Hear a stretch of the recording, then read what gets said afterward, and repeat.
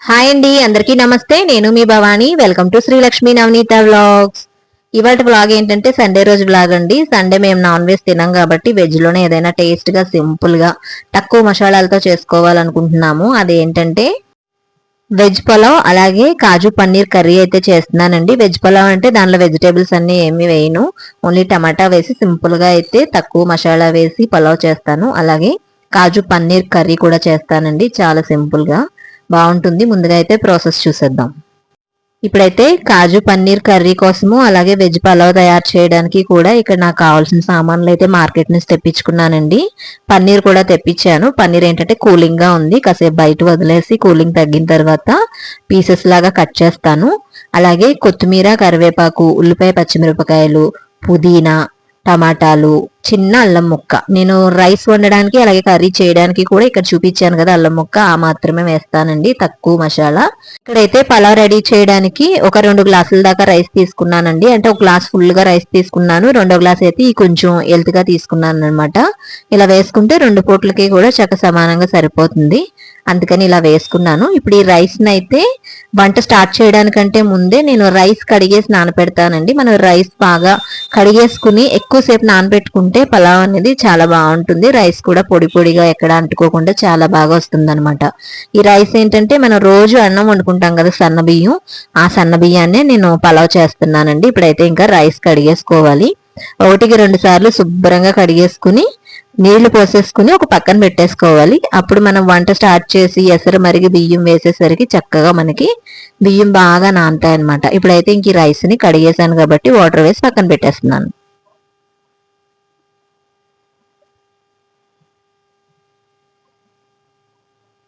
ఆ తర్వాత ఇంకా పలావ్ రెడీ చేయడానికి అలాగే కాజు పన్నీర్ కర్రీ తయారు చేయడానికి ఇక్కడ మసాలాలు అయితే వేస్తున్నానండి. మసాలాలు కూడా కొన్నే వేస్తున్నాను, అది కూడా ఇంట్లో నా దగ్గర ఉన్న మట్టికి మసాలాలే వేస్తున్నాను, మరి ఎక్కువ కాకుండా. చిన్న దాల్చిన చెక్క ముక్క, అలాగే 4 లవంగాలు, 2 యాలకులు, కొద్దిగా ధనియాలు, కొద్దిగా జీలకర్ర, ఒక గుప్పెడు దాకా జీడిపప్పు పలుకులు వేసానండి. చిన్న అల్లం ముక్క, కొన్ని వెల్లుల్లి రేకలు వేసాను. వీటన్నిటిని మెత్తగా పేస్ట్ పెట్టేశాను. అలా పేస్ట్ పట్టేసిన తర్వాత ఇక్కడైతే ఇంకా వంట స్టార్ట్ చేశానండి. ఈ లోపు ఏంటంటే ఇంకా స్టవ్ వెలిగించిన తర్వాత ఈ వేడికి చాలా ఉక్కపోత కింద ఇంకా చెమటల దారుల కింద కారిపోయి చాలా ఇబ్బందిగా అనిపించేసిందండి, చాలా నీరసంగా. అందుకని చెప్పి ఇంకా వీడియోని అక్కడితో ఆఫ్ చేసి కాసేపు వెళ్ళి ఇంకా రెస్ట్ తీసుకుని కొన్ని చల్లని మంచినీళ్ళు తాగి ఆ తర్వాత వచ్చి ఇక్కడ నేను మళ్ళీ వంట స్టార్ట్ చేశాను. అందుకే ఇక్కడ ఏంటంటే ఇంక నీరసం వచ్చేసినట్టుగా ఉంది కదా అని చెప్పేసి అక్కడక్కడ మధ్య మధ్యలో బిట్లు అయితే ప్రాణం ఒప్పక ఆ చిన్న చిన్న బిట్లు ఎక్కించానండి. అయితే నేను చేసే వంట రెసిపీ అంతా కూడా కంప్లీట్ గా అన్ని కూడా వీడియో షూట్ చేసి వేద్దాం అనుకున్నానండి. ఇంకా నీరసం రావడంతో మధ్య మధ్యలో చిన్న చిన్న బిట్లే తీసాను. ముందైతే ఇంక మొత్తానికి మానేశాను, కానీ వీడియోలో అంత చెప్పాను కదా మళ్ళీ చేయకపోతే ఎలాగా అని చెప్పేసి మళ్ళీ చిన్న చిన్న బిట్స్ కింద తీస్తా ఉన్నాను అనమాట, నాకు సాధ్యమైనంత మట్టికి. చాలా ఎండ ఎక్కువగా ఉందండి ఈ రోజు. తర్వాత ఉక్కపోత అనమాట, ఊరికినే చెమటలు పెట్టేస్తున్నాయి. ఆ చెమటలు పట్టేయడం వల్ల చాలా నీరసంగా అనిపించింది, ఏదో గాలుపు కొట్టేస్తుంది కదా ఆ టైప్ లో అయిపోయింది నాకు. అందుకని ఇంకా వంటను అలా మధ్య మధ్యలో వీడియో షూట్ చేస్తూ ఈ వ్లాగ్ అయితే పూర్తి చేశాను నేను. ఇక్కడైతే బిర్యానీ కోసం అన్ని మసాలాలు వేసేసుకుని నూనెలోని వేయించేసుకున్న తర్వాత ఇంకా వాటర్ అయితే వేసానండి. ఒక గ్లాస్కి 2 గ్లాసులు చెప్పిన వాటర్ వేసేసి నానబెట్టుకున్న బియ్యం ఉన్నాయి కదా ఆ బియ్యాన్ని వేసేసి లాస్ట్ లో కొద్దిగా కొత్తిమీర వేసి ఒకసారి కలిపేసి ఇంకా మూత పెట్టేశాను. ఇటుపక్క అయితే బిర్యానీ అయితే ఇంకా పులావ్ ఉడుకుతా ఉంటది చిన్న మంట మీద. అటు సైడ్ అయితే పన్నీర్ కర్రీ అయితే పెట్టానండి. అవి కూడా కాజులు అలాగే జీడిపప్పులును పన్నీర్ ముక్కలు కూడా ఆయిల్లో లైట్ గా వేయించాను. వేయించి తీసేసిన తర్వాత దానిలో కూడా ఇంకా మసాలా అవి వేసేసి ఇంకా ప్రిపేర్ చేశానండి కర్రీ. ఇక్కడ రైస్ ఉడకడానికి పెట్టాను కదా, ఒక్కసారి ఉడకడం స్టార్ట్ అయ్యాక ఒకసారి కలిపేసి మూత పెట్టి చిన్న మంట పెట్టేశాను. ఇక్కడ పన్నీర్ ముక్కలు వేయించేసాను, అలాగే ఇటుపక్క జీడిపప్పులు కూడా వేయించేసాను. ఇంకా కూర అయితే వండడం స్టార్ట్ చేస్తానండి. స్టవ్ వెలిగించి మండి పెట్టి దానిలోకి మసాలా దినుసులు అవి వేసేసుకుని ఇంకా నేను కాజు పేస్ట్ అయ్యి రెడీ చేసి పెట్టేసుకున్నాను, ఆనియన్ పేస్ట్ అన్నీను. అవన్నీ కూడా దీనిలో బాగా చక్కగా ఆయిల్ పైకి తేరేలా మగ్గబెట్టేసుకుని నేను ముందుగా వేయించి పెట్టుకున్నాను కదా ఆ వేయించి పెట్టుకున్న పన్నీర్ ముక్కలు అలాగే జీడిపప్పుల పలుకులు కూడా వేసేసుకున్నాను. వేసుకుని ఒక 2 నిమిషాలు అటు ఇటు కలిపేసుకుని ఇంకా దీనిలోకి తగినంత వాటర్ కూడా వేసేసానండి. వేసేసి బాగా కలిపి ఇంకా తగినన్ని నీళ్లు పోసుకుని ఒకసారి బాగా కలిపేసుకుని మూత పెట్టి అయితే కర్రీని కుక్ అవనివ్వాలండి. అలా కుక్ అవుతే చక్కగా మనకి కాజు పన్నీర్ కర్రీ అయితే రెడీ అయిపోతుంది. ఇలా మూత పెట్టి ఉడకడం స్టార్ట్ అయిన తర్వాత ఇక్కడ కర్రీ కంప్లీట్ అయిన తర్వాత మళ్ళీ చూపిస్తున్నాను. చక్కగా పైకి ఆయిల్ అంతా తేరిపోయింది కదా. ఇప్పుడు ఇలా ఉన్నప్పుడు లాస్ట్ అండ్ ఫైనల్ గా కొద్దిగా కొత్తిమీరని వేసుకోవాలి. వేసుకుని ఇంకా స్టవ్ ఆఫ్ చేసేయడమే. ఈ మాత్రం పలుచగా ఉండగా స్టవ్ ఆఫ్ చేస్తే మనకి చల్లారేసరికి ఇంకొంచెం దగ్గర పడుతుంది. కర్రీ తినడానికి టేస్ట్ బాగుంటుందండి. కాజు పన్నీర్ కర్రీ రైస్, పులావ్, బిర్యానీ ఇవే కాకుండా రోటీ, చపాతీ, పొరాటాలో కూడా తినొచ్చు. చాలా చాలా బాగుంటుంది. ఒకసారి ట్రై చేయండి. ఇప్పుడైతే కూర కంప్లీట్ అయిపోయింది. ఇంకా ఇక్కడ ఏంటంటే వంట అయిన తర్వాత నేను రెడీ చేసిన రెసిపీ చూపిస్తున్నాను అనమాట. టమాటా పులావ్ అన్నాను కదండి. ఓన్లీ టమాటాలు మాత్రమే వేసి లైట్ మసాలాలతో చక్కగా పలావ్ అయితే తయారు చేశాను. వేడి వేడిగా చూసారు కదా, పొడి పొడిగా వచ్చింది రైస్. అలాగే ఇంకొక పక్కన అయితే పన్నీర్ కర్రీ రెడీ చేశాను కదా, అది కూడా చూపిస్తున్నాను ఇక్కడ.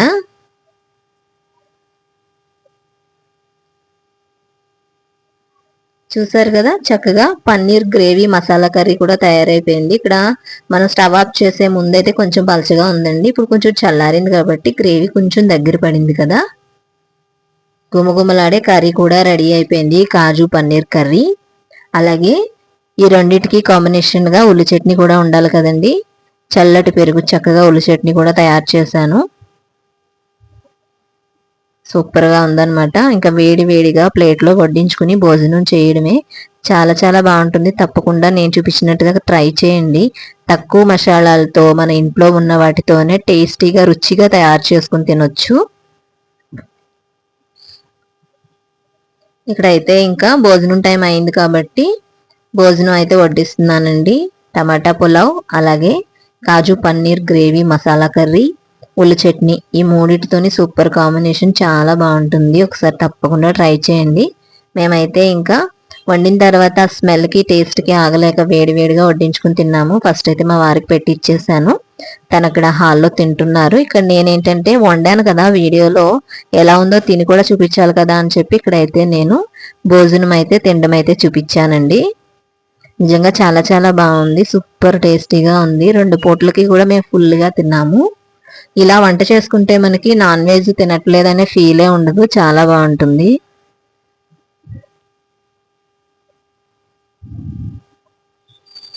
చూసారు కదా నా ఫేసు, నీరసం వచ్చేసింది అన్నాను కదా, చెమటలు కారిపోయి ఆ ఎండకి స్టవ్ దగ్గర వండడము, చెమటలు కారడం, ఇంకా చాలా నీరసంగా కనపడుతుంది నా ఫేస్ అయితే.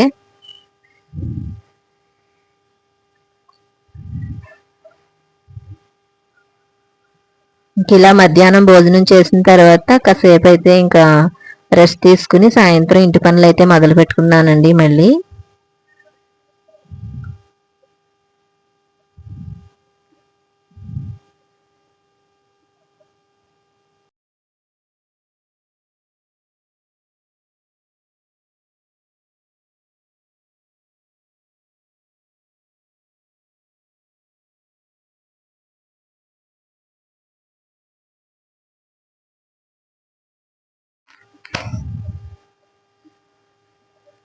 ఇక్కడైతే ఇంకా సాయంత్రం అయితే నేను వంట చేసిన సామాన్లు అయితే కడిగేసానండి. కడిగేసుకుని ఆ సామాన్ల బుట్టలో పెట్టుకుని ఇంకా మంచినీళ్ళ బాటిల్స్ కూడా ఖాళీ అయిపోతే బాటిల్స్ కూడా కడిగేసి ఇంకా సామాన్ల బుట్టలో పెట్టుకున్నాను. మంచినీళ్ళు పట్టాలి.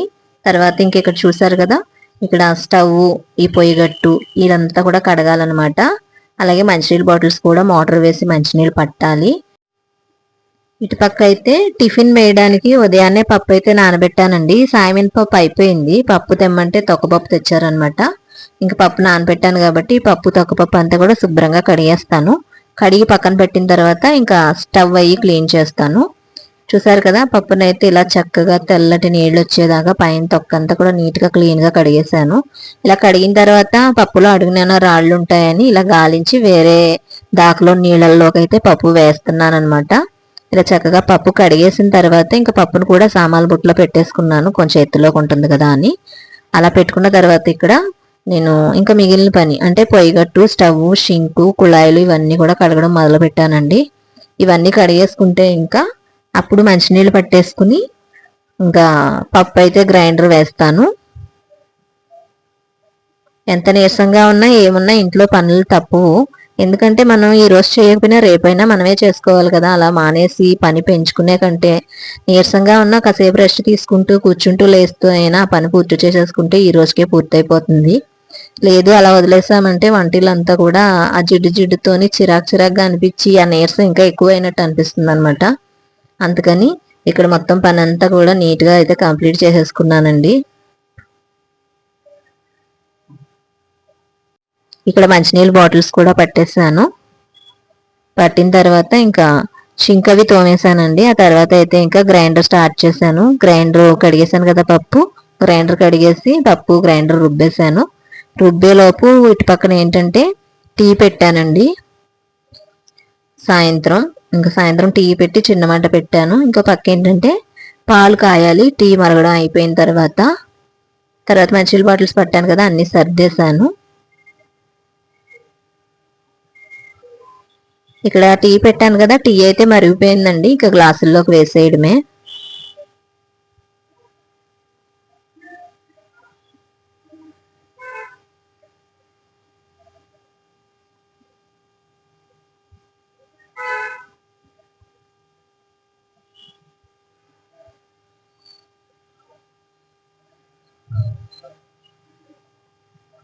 టీ దించేసిన తర్వాత పాలైతే చిన్న మంట మీద పెట్టి ఉంచేసాను. ఆ పాలు కూడా చక్కగా పొంగకుండా చిన్న మంట మీద నా పనులన్నీ అయ్యేలోపు మరిగిపోతుంది. ఇక్కడైతే ఇంకా టీ వేసుకుని అయితే టీ తాగేసామండి. టీ తాగేలోపు పప్పు అయితే గ్రైండర్ నలిగిపోయింది మెత్తగా పిండి. ఇంకా పిండి కూడా తీసేసాను. ఆ తర్వాత తీసి రవ్వ కలిపేసి తర్వాత గ్రైండర్ అయ్యి కడిగేసుకుని ఇంకెక్కడ సామాన్లు అక్కడే చక్క పెట్టేసుకున్నాను.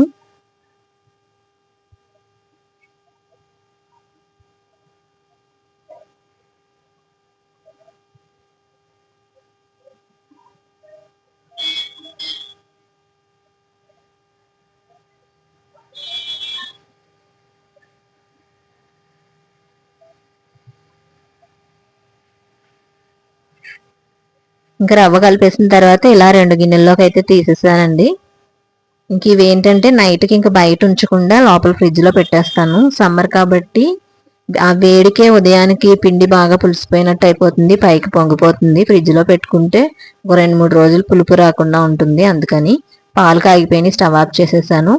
ఇంతేనండి, చూసారు కదా ఇవాల్టి బ్లాగ్ అయితే ఇదేనమాట. సండే రోజు ఈ బ్లాగ్ మీకు నచ్చితే తప్పకుండా ఒక లైక్ చేసి మన ఛానల్ని సబ్స్క్రైబ్ చేసుకోండి. Thank you for watching.